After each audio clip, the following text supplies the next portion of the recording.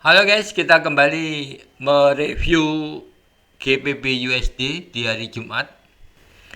Kalau kita lihat di sini di Asia ini relatif datar, kemudian di sesi Eropa ini perpindahan antara Asia dan Eropa ada sedikit berimpit. Dia sempat naik, kemudian menjelang pasar Amerika buka dia turun, kemudian naik, turun lagi. Ini ada beberapa berita ya kalau kita lihat di sini. A1 ini tentang Tokyo Core CPI. Ini indeks consumer. Hasilnya positif ya, sesuai dengan forecast 1,6%. Sempat naik. Kemudian biasa saja. Di Eropa itu, di Asia itu biasanya ada 1 sampai 2 gelombang ya. Jadi naik, ini adalah titik kritikal, memang turun, ini titik koreksi ya, kemudian naik lagi, dan seperti biasanya menjelang pembukaan dia ini nggak ada berita lagi A2 di sini, dia turun. Kalau kita perhatikan memang di sini ada GTC ya. A2 ini Jerman buba presiden. Biasanya buba ini kalau ngomong GBP ini turun, ini tumben-tumbenan naik. Naik kenapa? Karena emang secara teknikal kalau kita perhatikan di sini ya di H1 ya. Nah, ini Jumat ya, Jumat itu di sini ya. Ini emang sudah terlalu di bawah dibanding minggu-minggu sebelumnya. Minggu sebelumnya Rabu Kamis nih yang ini uh,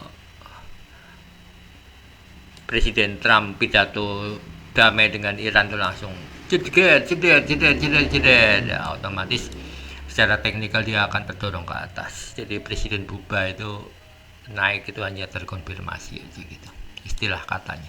Perhatikan di sini ya, Jumatnya Jumat naik turun. Tapi karena memang GBP itu USD itu sakti, lagi saktinya gitu ya, ya turun ke sini. Menjelang penutupan turun. Ini sudah saya prediksi.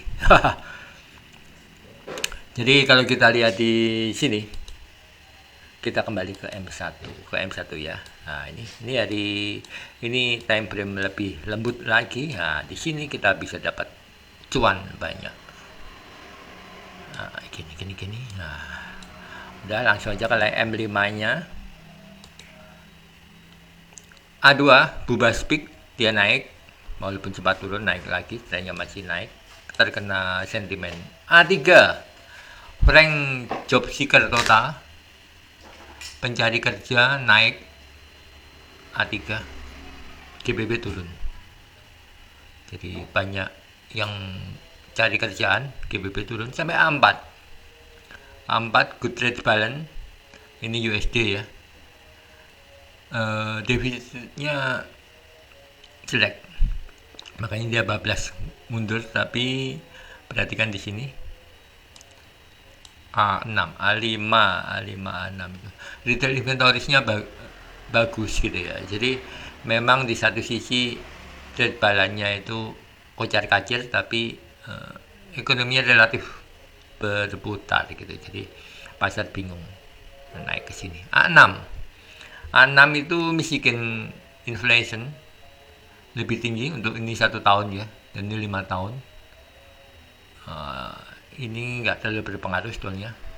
Kemudian speaker ini ya, FOMC speaker ini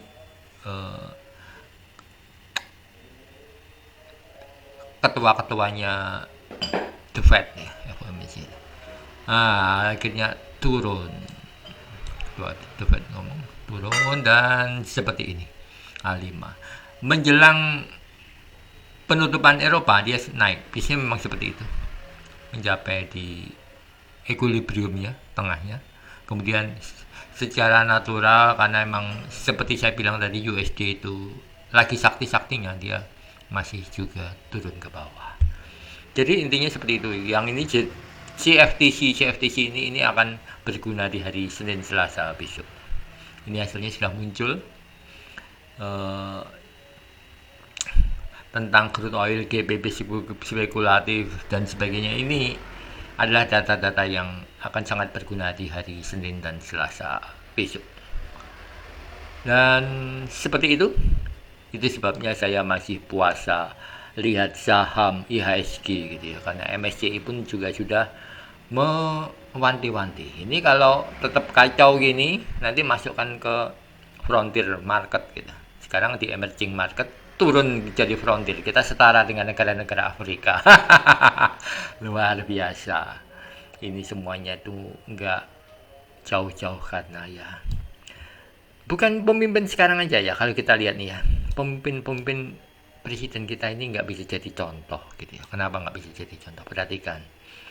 Ya kalau sayang anak itu lihat-lihatlah.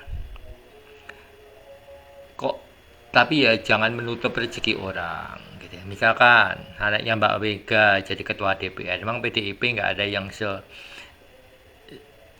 yang nggak ada yang sehebat Puan Maharani, nggak juga kan.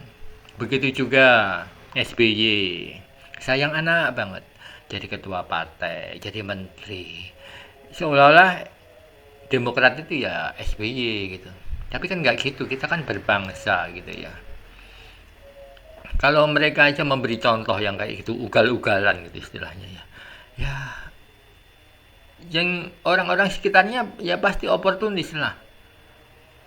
Yang benar-benar berprestasi ya minggat lah, nggak tahan sama sistem yang feodal kayak gitu ya. Sudah merdeka lama, tetap modelnya itu sayang anak, sayang kerajaan gitu ya.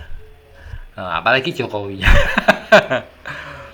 Anaknya memang nggak ada wapres ya, untuk jadi direktur aja ya, perusahaan yang bagus ya, itu ada di seleksi dan sebagainya yang terbaik lah ya. Tapi ini sekelas wakil presiden loh ya, kok didorong-dorong anaknya terus ketua partai, nggak elok sama sekali gitulah. Jangan kayak gitulah, ini kan negara-negara kita semua, bukan kita rakyat kecilnya nunut gitu ya. Terus ini kerajaannya Mbak Mega, SBY, Jokowi, sekarang Pak Wowo ini juga kalau ini dianggap normalisasi nanti juga kayak gitulah, nggak bagus gitu ya. Masih mending Pak Wowo ini bukan anaknya gitu ya, ya petinggi-petinggi Gerindra memang orang-orangnya, setidaknya ya bukan hubungan keluarga, masih mending gitu ya. Tapi kita nggak tahu lah kedepannya kayak gitu lagi enggak. Bayangin saja kita dikategorikan setara dengan negara-negara Afrika, jauh di bawah Malaysia, Thailand. Apa nggak malu gitu ya? Yang paling malu itu harusnya pemimpin-pemimpin kita gitu.